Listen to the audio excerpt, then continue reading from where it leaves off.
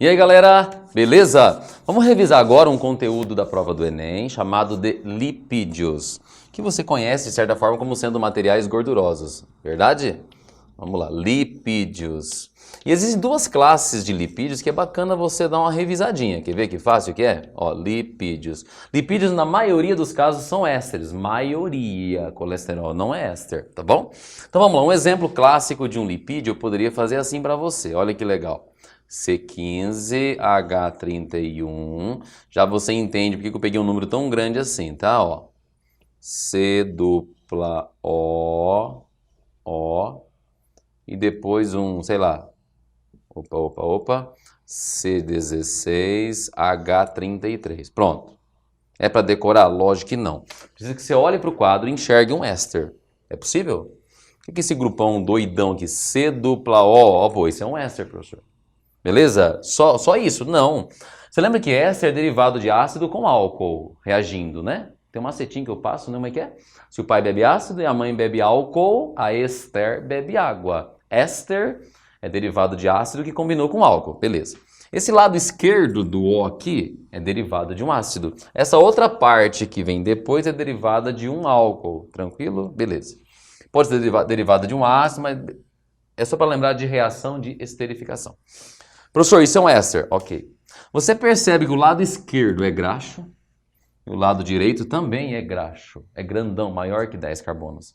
Quando você tem um éster, onde os dois lados do negócio, né, da molécula, são graxos, são superiores, como se diz para os álcoois, você vai chamar isso de uma cera ou de um cerídeo. Então, isso aqui é um exemplo de uma cera.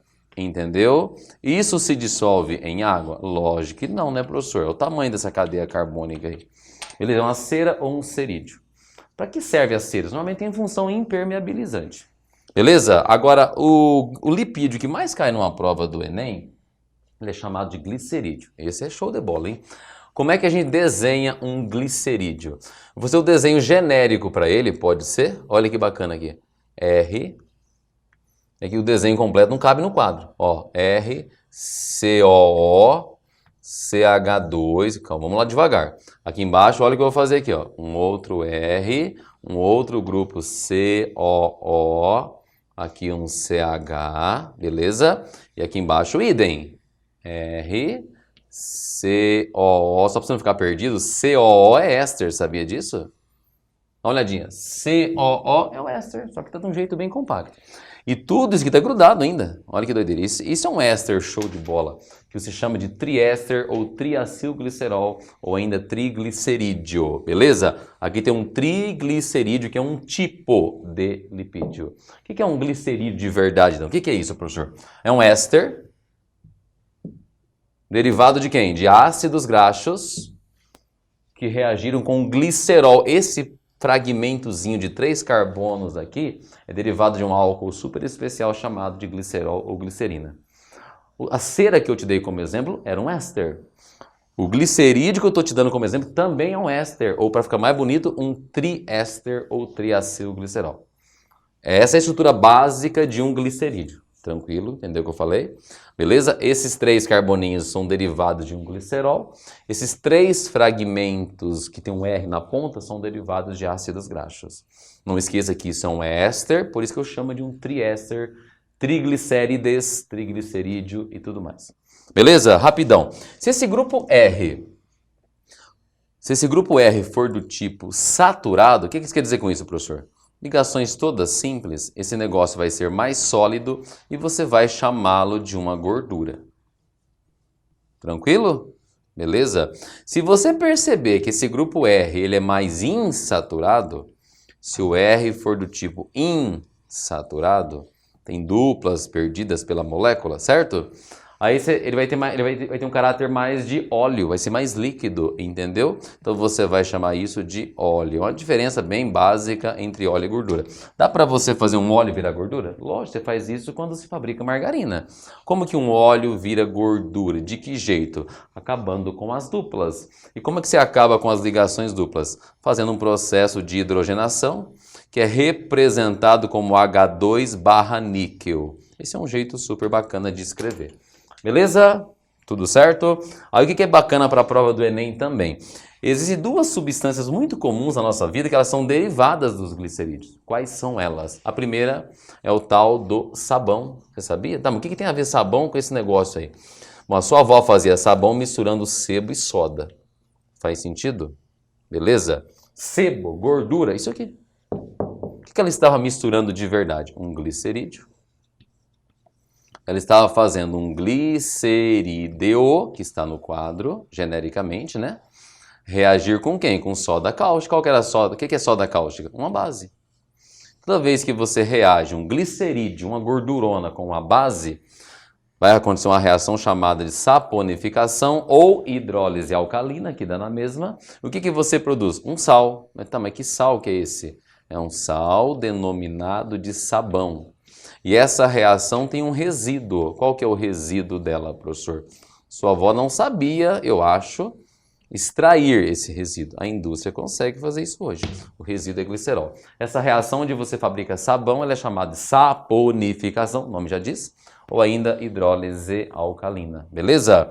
Eu preciso te mostrar rapidamente, pelo menos um esqueminha de um desenho de uma molécula de sabão. Beleza? O que é um sabão de verdade? Sabão são sais alcalinos derivados de ácidos graxos, ou derivados de glicerídeos, tanto faz. Beleza? Como é que a gente representa uma molécula de sabão bem clássica? Atenção, olha que bonitinho. 1, 2, 3, 4, 5, 6, 7, 8, 9, 10, 11, 12, 13, 14, 15, 16, 17, 18. Opa, grandão, é graxo esse negócio aí. Aqui na ponta, vamos dizer que a gente tem uma dupla O, beleza? Temos um O menos Na+. Não que você precise decorar que isso é sabão, não é essa a ideia. Mas vamos comigo. Você enxerga um sal no quadro? Professor, ânion, cátion. Me lembra sal. Você enxerga um sal alcalino? Família que esse cara tá? Puta, não há metal alcalino. Concorda comigo? Você concorda que ele é derivado de ácido graxo? Olha o tamanho dessa cadeia aqui. Ah, ele é grandona realmente. Passa de 10, é derivado de ácido graxo. Então você está vendo um sal alcalino, para ser bem solúvel em água, que é derivado de ácido graxo. Portanto, esse sal tem propriedades de sabão. Por que o sabão limpa? Ah, porque esse finalzinho, que é polar e ao mesmo tempo iônico, se dá muito bem com água. Essa outra parte carbônica gigante que se parece com hidrocarboneto, se dá muito bem com quem? Com gordura, com sujeira, aquela coisa toda. Beleza? Você fala que o sabão, ele tem um caráter do tipo anfipático ou anfifílico. O que quer dizer isso? Ele é polar e apolar ao mesmo tempo, professor. Ele é hidrofílico e hidrofóbico ao mesmo tempo. Beleza? Tem autores que falam que o sabão é um emulsificante. Ele faz coisas aquosas se dispersar bem em coisas oleosas. Esse é o sabão. Beleza? Qual o caráter que ele tem que faz limpar, se dar bem com água e se dar bem com gordura? O caráter anfipático. Tudo bem? O nome da reação? Saponificação ou hidrólise alcalina de um glicerídeo. Tudo bem? Beleza? Uma outra coisa legal de você brincar é o tal do biodiesel. Mas por que biodiesel? O biodiesel é derivado de um glicerídeo também. Porque a reação que você faz é um pouco diferente. Biodiesel. Definição de biodiesel. Biodiesel nada mais é do que éster ou ésteres metílicos ou etílicos derivados de ácido graxo. Palavra-chave, éster. Beleza? E como que a gente fabrica um biodiesel, professor? Um biodiesel é feito assim. Você pega um glicerídeo, a gente acabou de ver, né? Aquele triéster, aquela coisa grandona, pega um glicerídeo e você reage ele com quem? Com álcool. Qualquer álcool? Não. Normalmente é um álcool que tem 1 ou 2 carbonos. Você quer dizer que ele tem que ser metílico ou etílico? Perfeito. Álcool de 1 ou 2 carbonos. E o que vira isso? Isso vira um éster. Um novo éster, beleza? Então, mas que tipo de éster que é esse? Esse é um éster metílico derivado de ácido graxo, que você dá o nome de quê? De biodiesel. Tem resíduo, professor? Tem um resíduo. Beleza? Qual que é o resíduo? De novo, o mesmo da fábrica de sabão. Quem que é? Glicerol. Ou glicerina, se você quiser. Beleza? Essa reação, ela transforma um éster. Concorda que o glicerídeo é um éster. O biodiesel também é um éster. Não quer dizer que transforma um éster em outro? Essa reação vai ser chamada de transesterificação. Alguns autores usam o nome de alcoólise, porque você vai, de certa forma, quebrar um álcool. Mas o que eu quero chamar a atenção para a prova do Enem é um biodiesel clássico para você. Então, vou fazer um desenho para você que lembre um biodiesel. Exemplo fácil de entender. Quer ver que bonitinho? Um carbono, 2, 3, 4, 5, 6, 7, 8, 9, 10, 11, 12, 13, 14, 15, 16, 17, 18. De novo. Fiz igual o do sabão, tá bom? E aqui, o que você vai ter? Tem que ter um éster, professor. Então, para ter um éster, algo assim. Concorda que são éster? Tá, mas você falou éster do tipo metílico ou etílico, porque o álcool que você usa tem que ter um carbono ou dois. Então, vamos dizer que tenha 2 carbonos aqui, só para ilustrar. Pronto. E aí, tem que decorar que isso é um biodiesel? Não. Mas tem que desconfiar que ele seja um biodiesel por causa de quê? Você está vendo um éster? Lógico, professor, isso aqui é um éster. C-O-O me lembra éster, óbvio. Ele é um éster do tipo etílico. Por que etílico? Tem só 2 carboninhos aqui. Mas ele é derivado de ácido graxo? Pô, tem 18 carbonos. Acima de 10, você já sabe que é graxo. Concorda? Então o que você está vendo no quadro? Estou vendo um éster etílico que é derivado de ácido graxo, que ele é utilizado, ele serve como o quê? Biodiesel. Biodiesel gosta de água? Professor, eu acho que não, porque ele dissolve muito bem no diesel, verdade. O biodiesel, esse éster grandão, ele não se dá bem com água. Mas a glicerina ou glicerol que é produzido junto na indústria, essa é bem solúvel. Então, quando você produz o biodiesel, você vai ter um sistema bifásico. Você vai ter a glicerina embaixo, por ser mais densa, e vai ter o biodiesel em cima. São separados por decantação. Entendeu o que eu falei? Então, os 2 derivados importantes, to nice forever, derivados dos glicerídeos. Biodiesel, quando que você fabrica biodiesel? Quando reage o glicerídeo com álcool. E quando é que você fabrica sabão? Quando reage o mesmo glicerídeo com quem? Com soda cáustica, por exemplo. Tudo certo? Nós vamos ver agora uma outra coisa diferente. Falei sobre sabão, falei sobre biodiesel.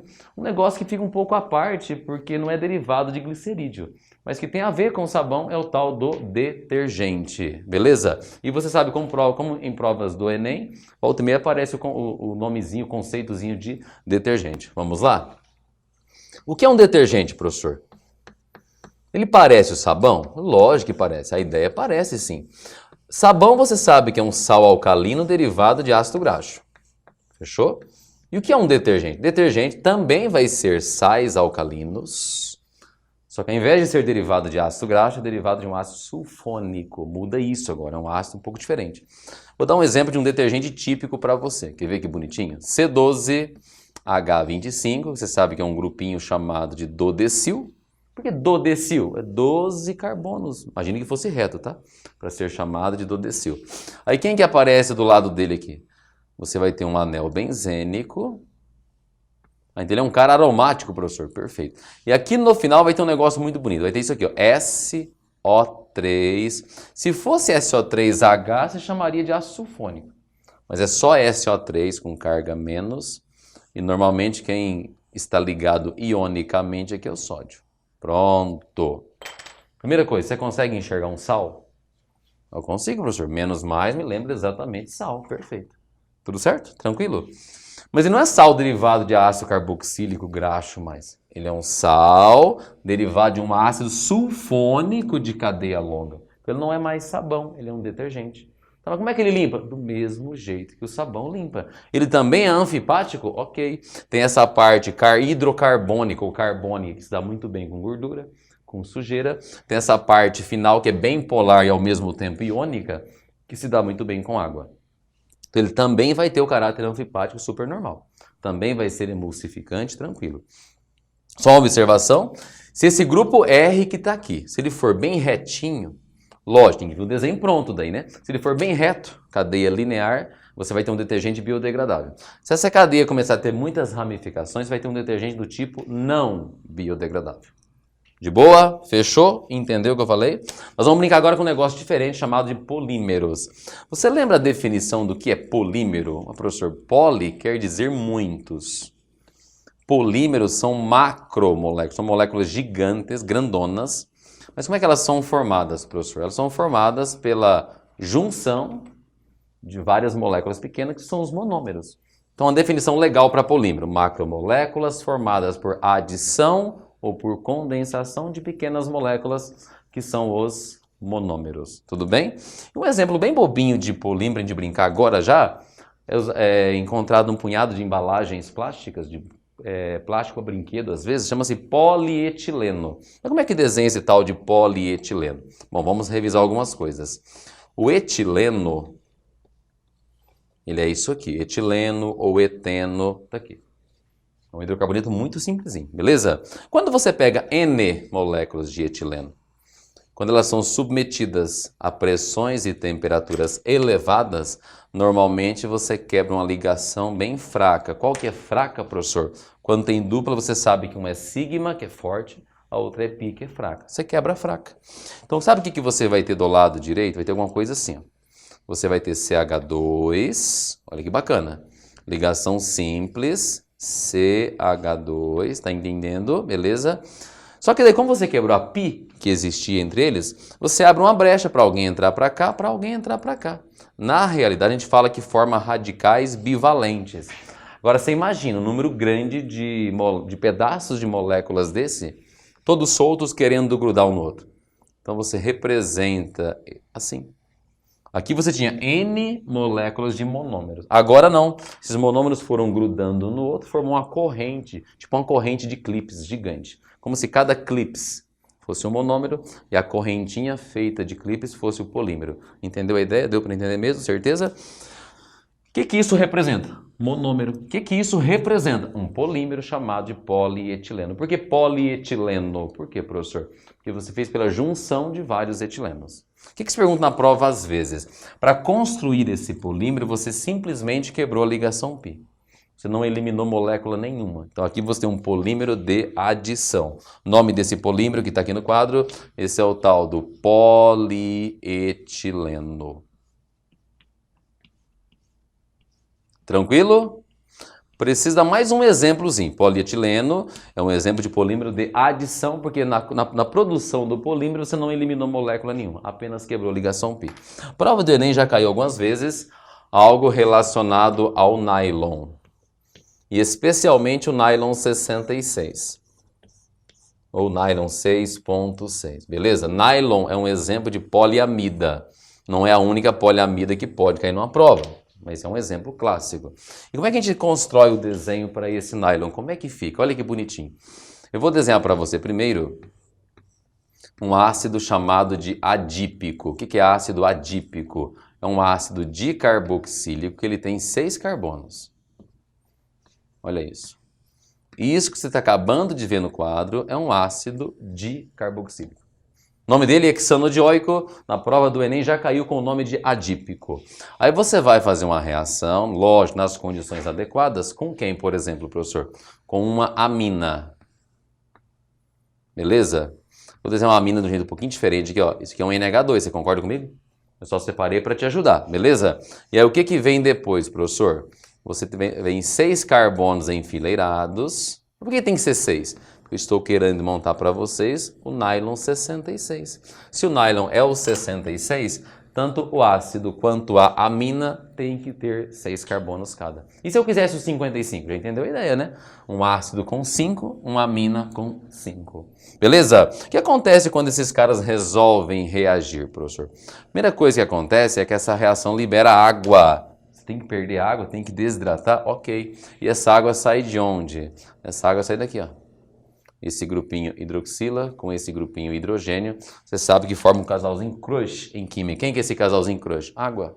Essa reação libera, ela perde água. Se ela perde água, já vai classificar o polímero como condensação. O de trás era de adição, que não perdia nada.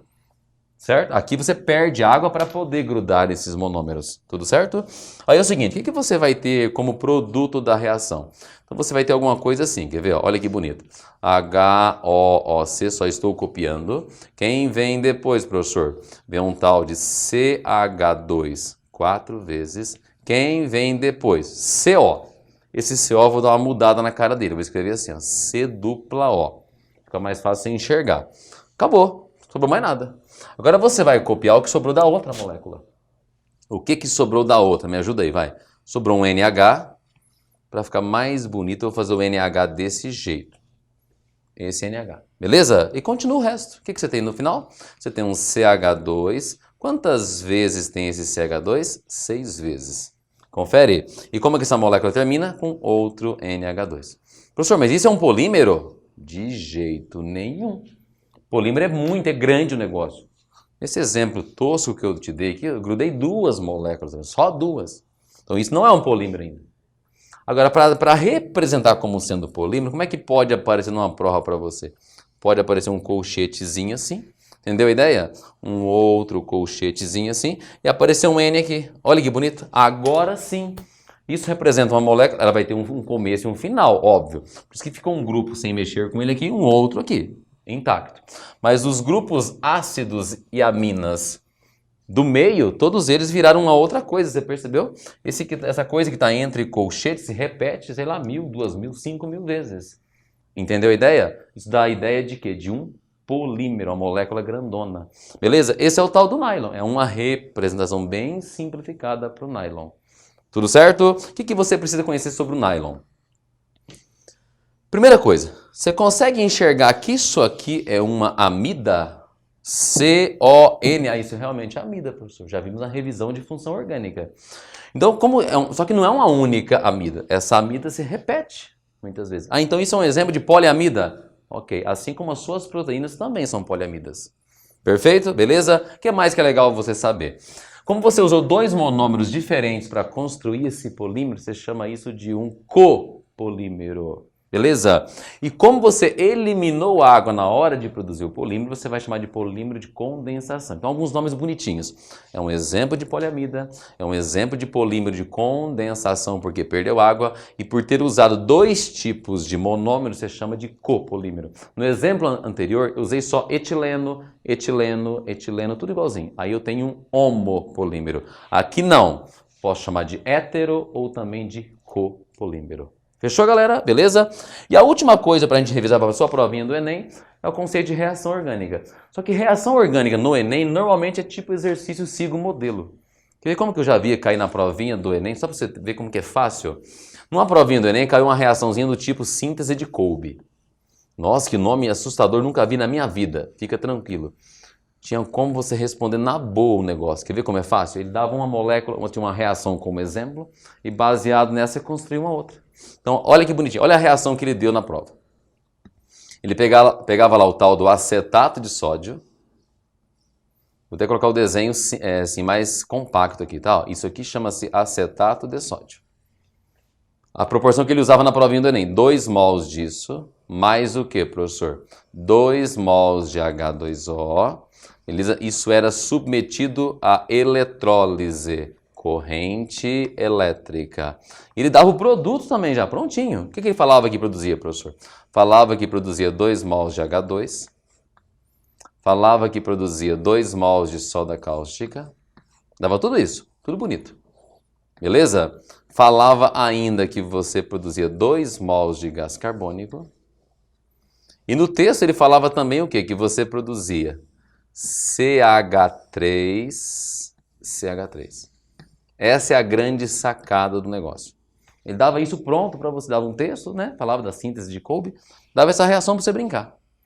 Tudo 2, né? Menos esse cara que aqui era 1, a proporção estequiométrica, o coeficiente. Então eu quero que você entenda o seguinte, é uma eletrólise doida aqui. Bem maluca, dá para você viajar na maionese aqui. Se produz H2 é porque o hidrogênio da água é quem sofreu redução. Mas não precisava saber disso. Beleza? Pensa o seguinte, olha que bonitinho. A molécula original ela tinha quantos carbonos? Professor, tinha 2. Só que o COO que você está vendo aqui é o cara que foi transformado em quem? Em CO2. Então pensa assim, são 2 grupinhos do tipo COO que são convertidos em CO2. Confere. Você pegou o seu sal orgânico, o CO2 saiu, foi para um canto, os 2 grupinhos CH3 se juntaram. Pensa comigo. Quem que está grudado na carboxila? CH3. Duplica isso. Por que duplicar isso? Porque eu peguei 2 mols. Quando gruda 2 grupos CH3, o que você tem? Tem o tal do etano. Então é só pensar assim, olha como é fácil. Se aqui tem só um grupinho CH3 do lado da carboxila, esses dois grupinhos CH3, já que eu peguei duas moléculas, eles se juntam e formam etano. Então, o que pediu na prova então, professor? Baseado nisso aqui, ele poderia te pedir de repente, o que aconteceria se você resolvesse fazer a mesma reação com um sal orgânico maior? Entendeu a ideia? É simplesmente, galera, fazer um processo de comparação. Olha que bonitinho. Se na sua provinha aparecesse assim, uma hipótese. Perceba que eu estou usando um outro sal. Beleza? Mas dá para usar o mesmo raciocínio da de cima para você prever que produto será formado. Quer ver que bonitinho? Quem que está do lado da carboxila que vai virar CO2? Vamos lembrar, a reação de cima, o CO2 foi para um canto, sobrou o CH3. Como tinha dois na frente, esses dois CH3 se juntam e formam um hidrocarboneto com dois carbonos. O que vai acontecer no de baixo, então, pensando da mesma forma? Professor, vai quebrar aqui, por exemplo. Isso aqui vai virar CO2. Beleza? Vai sobrar o que pra gente aqui? Um radical chamado propil. Mas aquele 2 que é colocado na frente é para lembrar do quê? Que um propil mais o propil da molécula vizinha, vamos dizer assim, eles vão se juntar de novo. Então, no exemplo de cima, esse CH3 mais o outro CH3, porque tem duas moléculas, virou etano. Confere. E no exemplo de baixo, tem um grupinho propil. Pensa no grupinho propil da molécula vizinha. Vão se juntar, formar um hidrocarboneto maior. De quantos carbonos? De 6. Se esse CH3 tem um carbono só, virava um hidrocarboneto de 2, agora que o seu radicalzinho tem 3 carbonos, a hora que você duplicar, vai virar o quê? Um hidrocarboneto de 6. Entendeu a ideia? Então, o que você vai ter como produto orgânico principal aqui no final? Eu vou ter 2 propis grudados. Então fala para mim, como é que seria o desenho para isso? Vai lá. O CH3, que mais? CH2. CH2. E vai grudar em quem? No outro grupo desse, porque a proporção é duas moléculas que se juntam, né, para formar um hidrocarboneto. Beleza? CH3, CH2, CH2. Agora você conecta num outro exatamente igual. CH2, CH2 e CH3. Olha que bonito. Acabou, professor? Acabou. Pensa assim, quando você usava acetato de sódio, você produzia uma molécula de etano. Quando você usa o tal do butanoato de sódio, você produz uma molécula grandona de hexano. E poderia ser que na sua prova ainda nem não estivesse na forma na forma estrutural, mas aparecesse na forma de bastão. Como é que ficaria este desenho na forma de bastão? Você tem ideia? Um carbono, 2, 3, 4, 5, 6... E acabou, é isso, olha o que faz. Então, reação orgânica é muito tranquilo, muito simples. Normalmente tem uma reaçãozinha na prova que é para você seguir o modelo. Pode ser que não seja essa, óbvio. Mas é só você seguir o padrãozinho que ele deu como exemplo, você repete a outra embaixo. Entendeu a ideia, galera? Espero ter ajudado. Boa provinha do Enem para vocês. Detonem mesmo, galera. Tonight Forever. Fui.